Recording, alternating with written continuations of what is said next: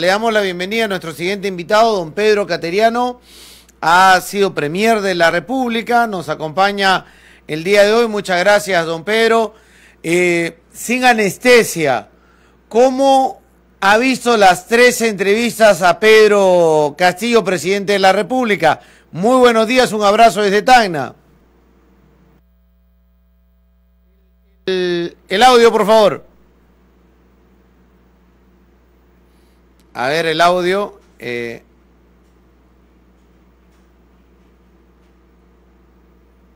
Estamos. Buenos días. ¿Ahora me sí escuchan? Sí, perfecto. Disculpe. No, encantado de estar nuevamente con ustedes. Y antes de responderle su pregunta, expresar la satisfacción como cualquier ciudadano de la manera en que se está vacunando a nivel nacional. He escuchado con interés la parte final de la entrevista al doctor, y creo que lo único que nos queda en este contexto, don Fernando, es exhortar a la población a vacunarse, ¿no? Es la única manera que tenemos de contener este virus, y vemos en algunos casos de personas que se pusieron una vacuna o 2 y ya no se colocaron la de refuerzo, y han tenido inclusive que ser internados debido precisamente a la capacidad de contagio que tiene esta nueva versión del virus.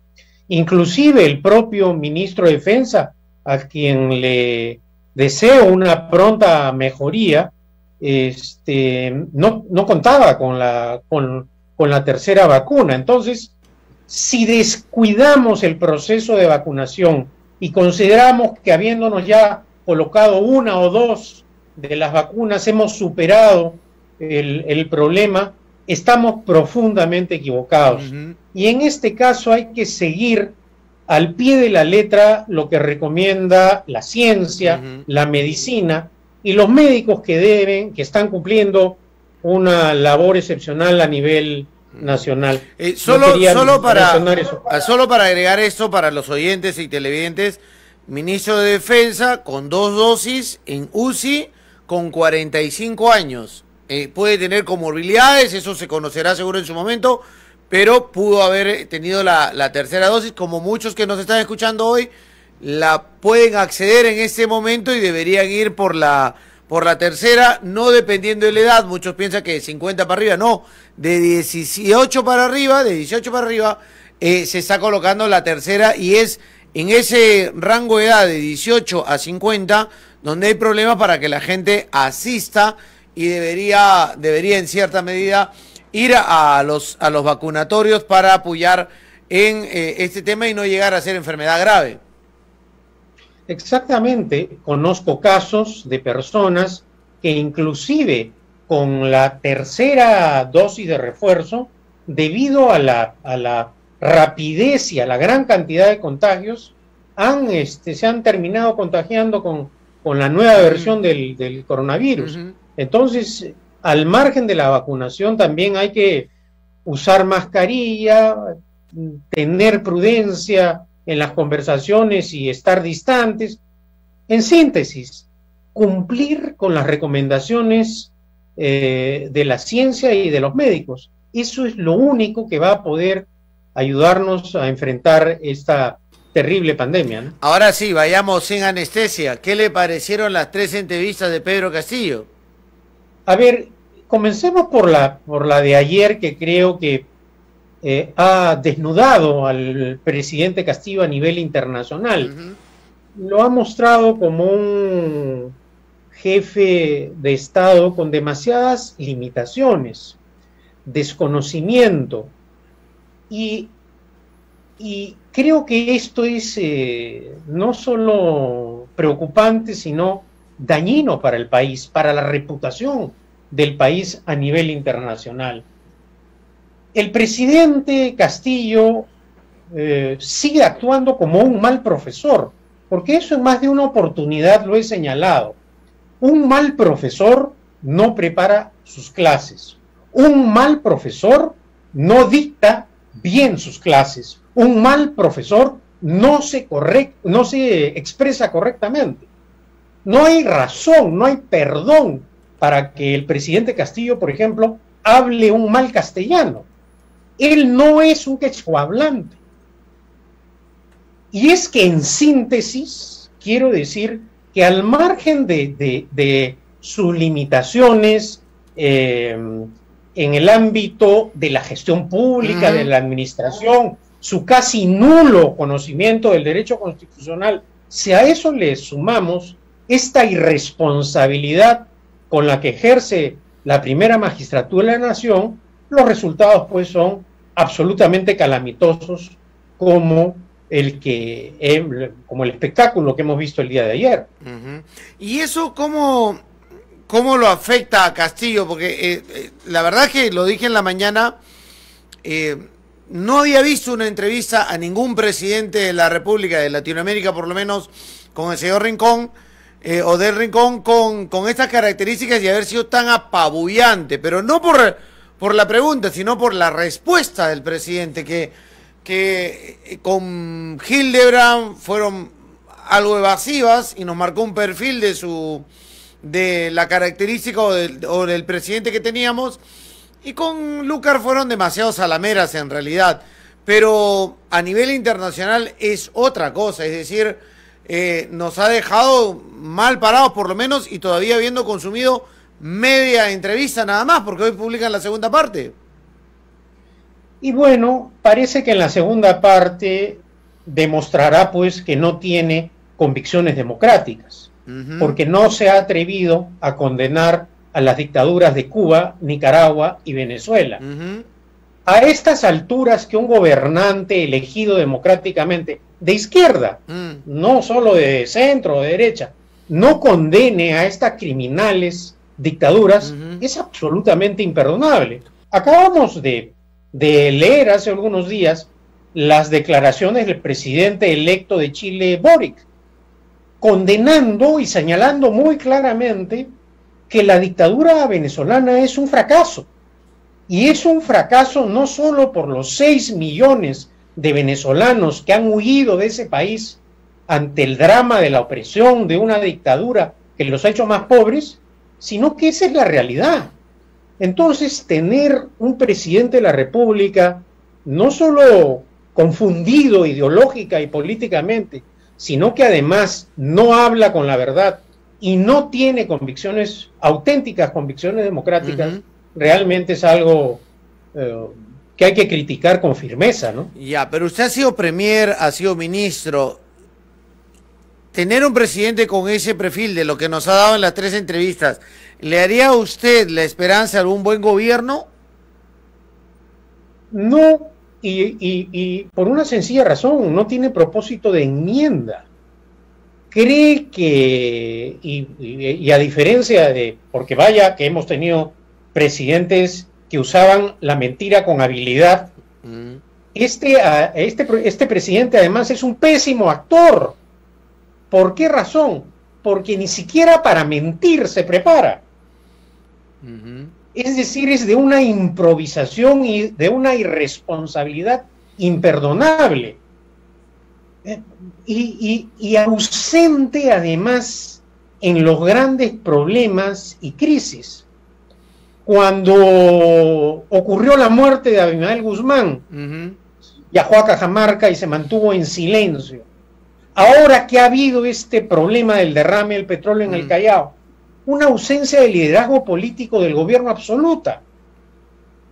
La presidenta del Consejo de Ministros totalmente desinformada, y llama la atención con un desconocimiento de lo que es el orden jurídico vigente en el país.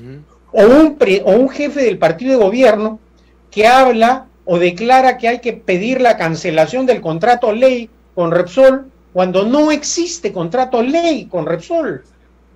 Es decir, los días y los meses que están transcurriendo, lo único que vienen a probar fehacientemente, o que está probando fehacientemente, es no la poca preparación, sino la irresponsabilidad con la que ejercen los cargos.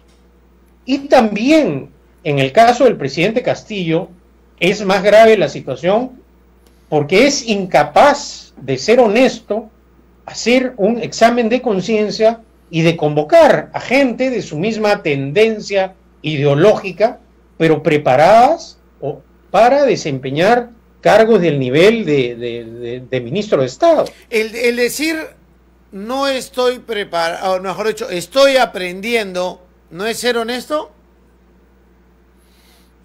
A ver, es ser honesto, pero es probar que como presidente le está haciendo daño al país.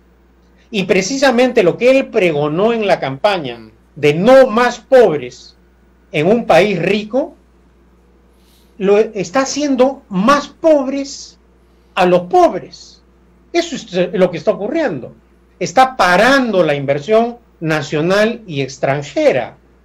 Con este discurso, ¿usted cree que un televidente extranjero o un empresario en el exterior, luego de haber visto esta bochornosa actuación del presidente, va a tener confianza para invertir en el Perú? Cuando tenemos un presidente de la República que públicamente exhibe total impericia, desconocimiento y formula declaraciones que simplemente lo que hacen es ahondar su grave situación política. ¿Por qué se han fugado del país cerca de 18.000 millones de dólares?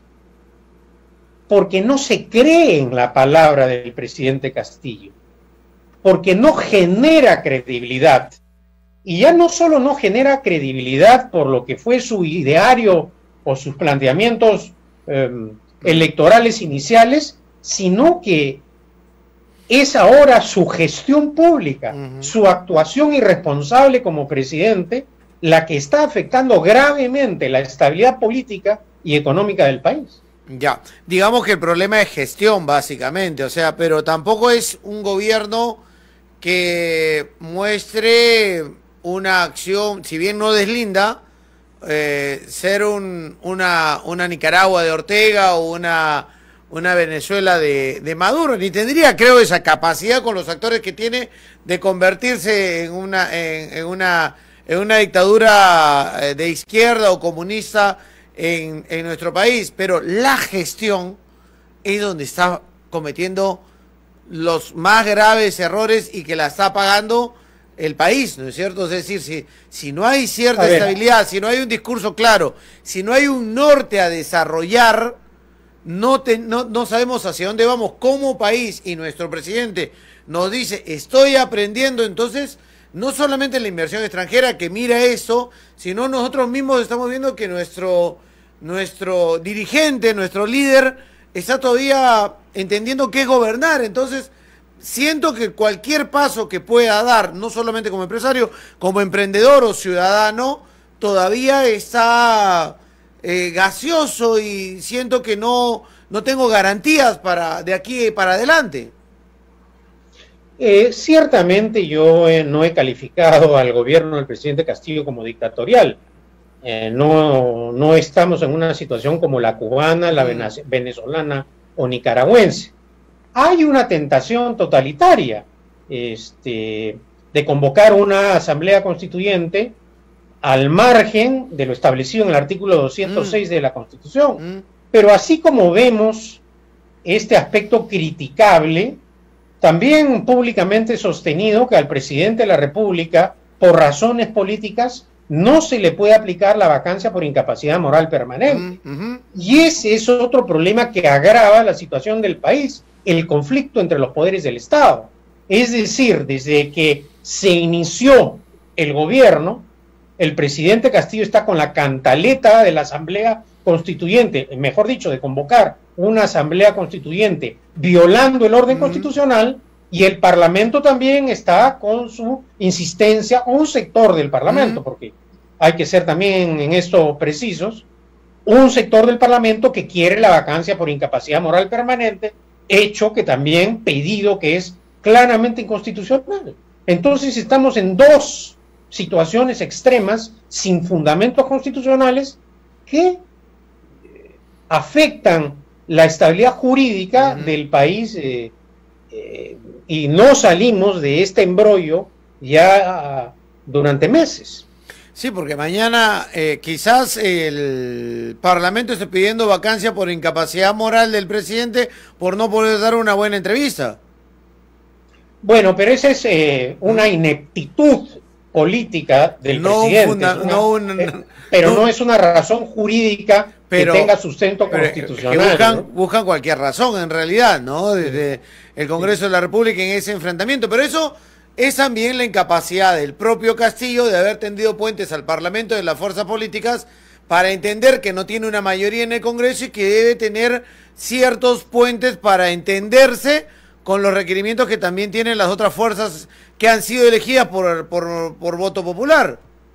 Señor Rondinel, si el gobierno no sabe si la empresa que ha derramado el petróleo tiene un contrato ley o no, no sabe diferenciar lo que es un contrato, una licencia, con esos conocimientos jurídicos tan calamitosos, ¿quiere redactar una constitución este gobierno? ¿Este partido llamado Perú Libre?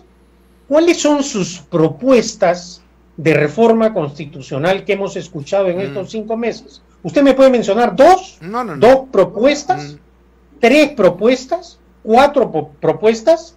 ¿En 5 meses acaso han presentado un proyecto de reforma constitucional? ¿Han presentado un proyecto de constitución? No. Con esa vaguedad, con esa irresponsabilidad con la que gobiernan, pretenden llevar al abismo al país en plena pandemia y crisis internacional para dictar una nueva constitución. ¿Cuántas constituciones ha tenido el Perú? ¿Cuántas constituciones ha tenido Bolivia? ¿Cuántas constituciones han tenido otros países? ¿Acaso en América Latina se han superado los problemas de hambre, miseria, falta de educación, de agua potable, cambiando constituciones? Mañana podemos aprobar una ley que establezca todos los peruanos tienen derecho al agua potable. ¿Y usted cree que de la noche a la mañana, porque la letra dice que va a haber agua potable? ¿Cuántos años tiene el monopolio estatal del agua vigente? Porque solo el Estado interviene ahí, con sus 49 empresas públicas de las cuales nadie habla, que no dan cuenta al Parlamento, que no se sabe cómo las administran los gobiernos municipales a nivel nacional. Sin embargo, hay 3 millones de peruanos sin agua potable. Y ese tema no está en la agenda del Parlamento. El presidente Castillo no ha dicho cómo va a superar el problema del agua potable. Él está preocupado en redactar una nueva constitución, pero ya están empezando a transcurrir los meses y no conocemos sus planes de emergencia. No conocemos un plan de emergencia. Señor Rondinel, ¿sabe cuánto ha dejado de gastar el Estado en sus 3 niveles, gobierno nacional, gobiernos regionales y municipales, por concepto de obras en infraestructura? ¿Cuánto ha dejado de ejecutar? 17.000 millones de soles. Que no han tenido capacidad de gastar, de invertir.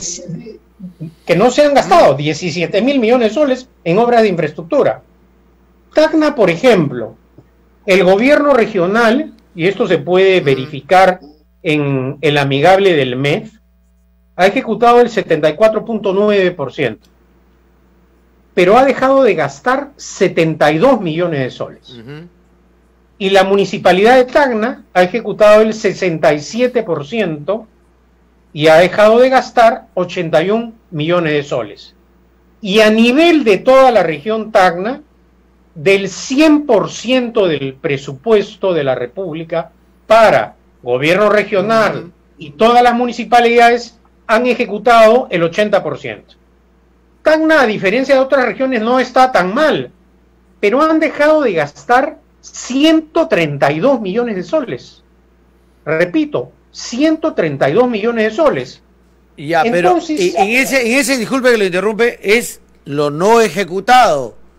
Pero hay que hacer un análisis también de lo ejecutado, porque es ejecutado en obras que no son prioritarias para el desarrollo. Le pongo solamente un ejemplo. En Tacna se ejecuta la nueva sede del gobierno regional en plena pandemia por un valor de 100 millones de soles.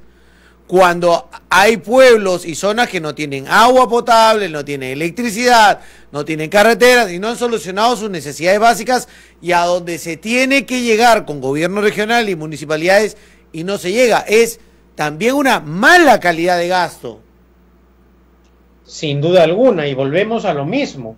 Así como a nivel nacional tenemos un problema de gestión pública, de administración, eso también lo observamos a nivel nacional, y lo que usted me acaba de señalar también es verificable en Piura.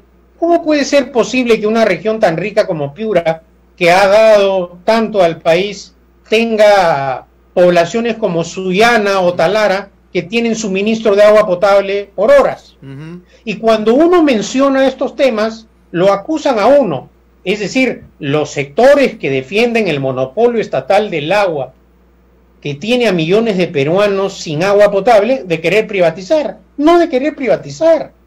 Veamos, sin ir muy lejos, el ejemplo de Chile, que está construyendo plantas desaladoras de agua para convertir el agua de mar en agua potable, que es un proyecto, por ejemplo, que se pudo concretar acá en Lima contra viento y marea, en Santa María. Ya tenemos una desaladora de agua. ¿Por qué eso no se podría replicar en las regiones del país que tienen costa? ¿Por qué razón? Entonces, la calidad del gasto y la prioridad es algo fundamental. Ahí coincido plenamente. Pero ahora, también...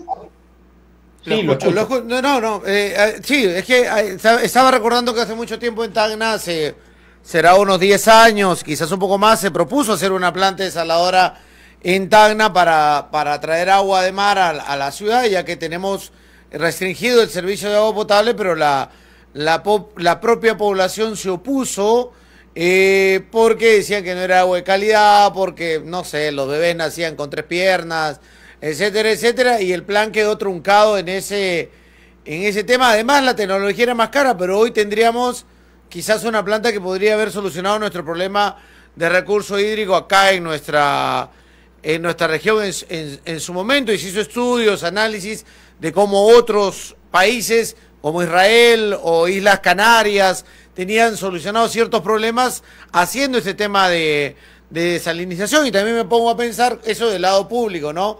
Del lado privado, como las mineras también deberían dar un paso hacia ese lado, como Sauder, que iba a sacar agua del tambo, luego tuvo que rectificar su proyecto para hacer la propuesta de desalinizar agua, y eso generó el conflicto y la falta de confianza de la población con la empresa minera, ¿no? Bueno, a lo que me refiero, yo no me voy a Israel, no, a algo más cercano. Acá. Veamos el caso chileno, ¿no? Sí. Y veamos la única planta desaladora que tiene el Perú en Santa María. Opera, funciona. No, Arica tiene acá 50-50, 50 de lo que llega de las lluvias y de los ríos, 50 de agua desalinizada. Claro. Entonces, yo no soy técnico en la materia. Sí. Pero el tema de la escasez de agua potable me indigna. No puede ser posible, señor Rondinel, que solo superemos a República Dominicana y Haití a nivel latinoamericano. Que esta no sea una preocupación de la clase política, de la clase dirigencial.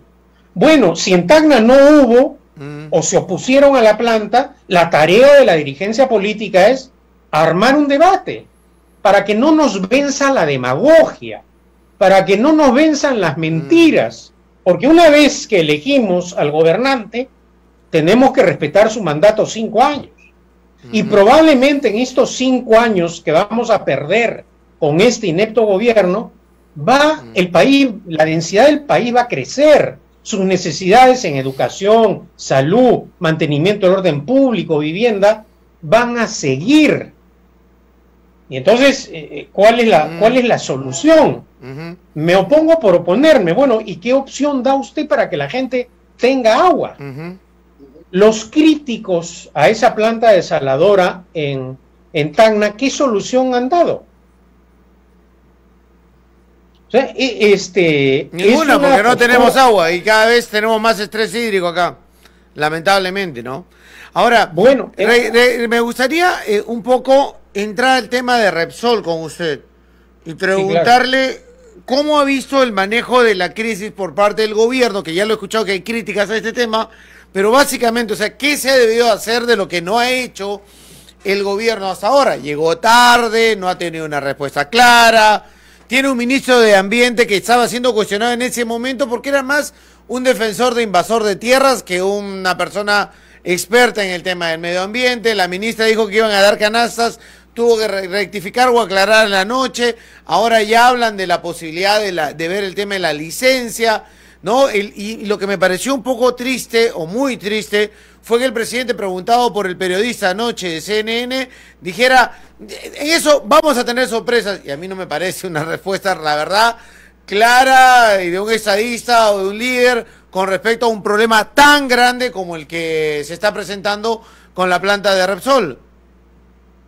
Sin duda alguna ha habido una ausencia de liderazgo político, tanto del presidente de la República como de la presidenta del Consejo de Ministros. En plena crisis, la presidenta del Consejo de Ministros no puede decir, le voy a pedir un informe a la Marina. Oiga, esto se sabía, era su obligación, porque el sistema, la presidencia del Consejo de Ministros coordina el gabinete, la acción del gabinete. El ministro de Defensa tiene a su cargo la Marina. O sea, el responsable político, el vocero es el ministro. La Marina hace su labor técnica, pero todo lo que es el liderazgo, la comunicación, dependen de los ministros. Acá se han querido lavar las manos. Y finalmente debemos preguntarnos quién es el jefe supremo de las Fuerzas Armadas y Policía Nacional en este país. ¿Quién es, de acuerdo a la Constitución? ¿A qué persona hemos elegido como jefe supremo de las Fuerzas Armadas y Policía Nacional del Perú, que hasta ahora no se da cuenta de la importancia de ese cargo?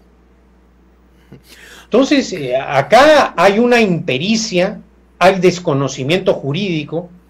¿Cómo pueden decir que pedir públicamente que van a pedir, solicitar que les cancelen el contrato ley, cuando no tienen contrato ley? Es decir, quedamos ante los actores internacionales, ante la opinión pública, o queda el gobierno de una manera, pues, como personas, pues, que no tienen idea de lo que están haciendo. Hay una parte en la entrevista de Hildebrand donde le pregunta porque si es que no es un gobierno que está apoyando la informalidad, y el presidente como que responde que algo así como el Perú es un país informal. Y yo veía las imágenes de la gente que Repsol, la poquísima gente que Repsol había contratado, que recogía con el recogedor de basura y su escoba el petróleo. Y yo veía, sí, pues, somos un país informal y eso parece que no lo queremos cambiar, que no queremos mejorar. Y vemos que se quieren tumbar Sutran, que la ATU, que por el otro lado el Congreso viene con la SUNEDU y las reformas magisteriales. Y, o sea, lo poco que podemos avanzar, lograr, o lo que nos pone de reto el mundo, no podemos mejorar. Lo que tenemos que tener autoridades o clase política que prefiere la informalidad a dar pasos muy importantes en el tema de mejorar como país para ser más formales, respetar normas y tener buenas legislaciones. Coincido plenamente, y además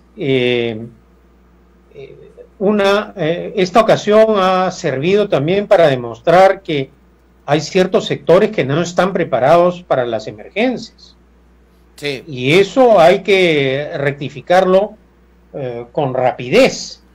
Y creo que debería ser una de las prioridades de este gobierno. Lo que ocurre también no es por justificar al actual gobierno, pero los 5 años que han pasado han sido de una parálisis absoluta, señor Rondinel. ¿Cuántos años viene la Marina de Guerra solicitando estas boyas detectoras con las cuales cuenta la Armada chilena? ¿Cuántos años? ¿Qué se hicieron durante los gobiernos de PPK, de Vizcarra y de Sagasti? Claro, a Sagasti le dicen, solo estuvo 8 meses, pero en 8 meses se pueden hacer un montón de cosas. Entonces, también la inestabilidad política que ha vivido el país ha afectado gravemente a la institucionalidad. Ahora, estos cambios en la burocracia, es decir, en cargos de importancia y colocando gente que no tiene el perfil, que no cumple con los requisitos de ley, que son manifiestamente incapaces para desarrollar las funciones, en estas situaciones de emergencia es donde se aprecia que ciertamente esa gente no está preparada para atender, ni capacidad para atender una emergencia. Ahora, sí, en el ámbito político, los sectores tanto de derecha como de izquierda se van radicalizando. ¿Cree usted que va a haber moderación en algún momento? Vamos a seguir en ese punto de radicalización, porque hemos visto la inestabilidad incluso con la derecha, ganando PPK y teniendo a Keiko con una mayoría en el Parlamento que por el poder terminó implosionando, entrando Vizcarra, cerrando el Congreso, Vizcarra siendo vacado por el Congreso siguiente y a Sagasti con pandemia y todo saliendo, entregando el cargo a Castillo y otra vez con sectores enfrentados, un pequeño centro, pero igual muy radicalizados, y a eso se está moviendo quizás una gran mayoría de países en el mundo, pero el centro o la moderación no parece ser un discurso que a la clase política le convenga, y parece que la población lo consume con cierta alegría. No sé si con cierta alegría. Pero festeja en algunos casos. Que una congresista le diga, váyase al carajo, presidente. Sí, pues. Pero a ver, finalmente es el pueblo el que toma las decisiones, ¿no? A través del voto. Y ciertamente hay gestos políticos que pintan de cuerpo entero a las agrupaciones, ¿no? En medio del escándalo, la vicepresidenta de la República, la señora Boluarte, declara que ella no se adhiere al ideario de Perú Libre. ¿Y qué hace el señor Cerrón? Al más puro estilo cubano, venezolano, 5 minutos mi palabra en la ley, y la vota la señora. Bueno, estamos en manos de esas personas, porque aunque ayer el presidente Castillo ante CNN ha tratado de decir, así actúan los partidos democráticos, no, en ninguna parte del mundo un partido democrático actúa así, y en cualquier país votar del partido de gobierno a la vicepresidenta de la República en funciones sería un escándalo de magnitud, un sismo, un terremoto. Pero acá, en medio de tanto escándalo, que el señor Cerrón la haya sacado a patadas a la señora Boluarte de Perú Libre, no le llama la atención a nadie, ni siquiera la ministra congresista por Tacna, Betsy Chávez, ha expresado su solidaridad. Pero ya se fue también, ya no es de Perú Libre. Sí, pero por lo menos ha debido expresar su solidaridad, ¿no? La congresista que es tan locuaz, que intenta convencernos de su capacidad para generar inversión, puestos de trabajo, que estamos en la maravilla de Sudamérica, mudita. Ustedes que tienen contacto permanente con ella, habría que preguntarle por qué a una colega de gabinete que es vicepresidenta de la República, de su antiguo partido, le pegan una patada, la botan y se queda callada, ¿no? Sí, es en cualquier lugar del mundo.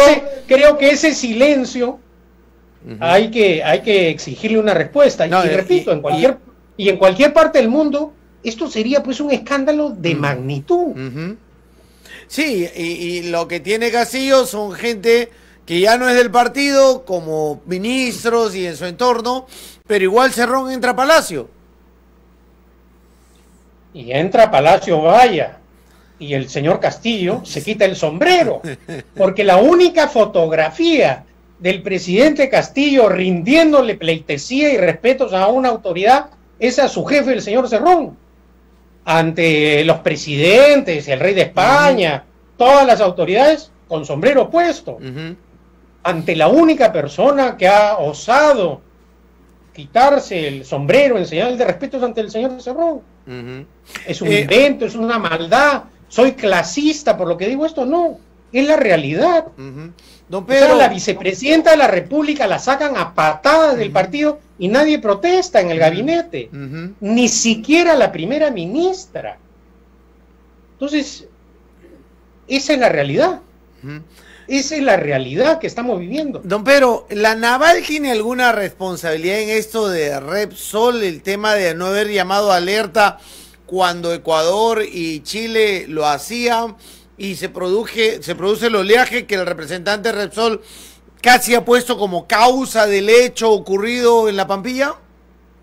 A ver, las responsabilidades, más aún si esto se va a judicializar, las establece un juez.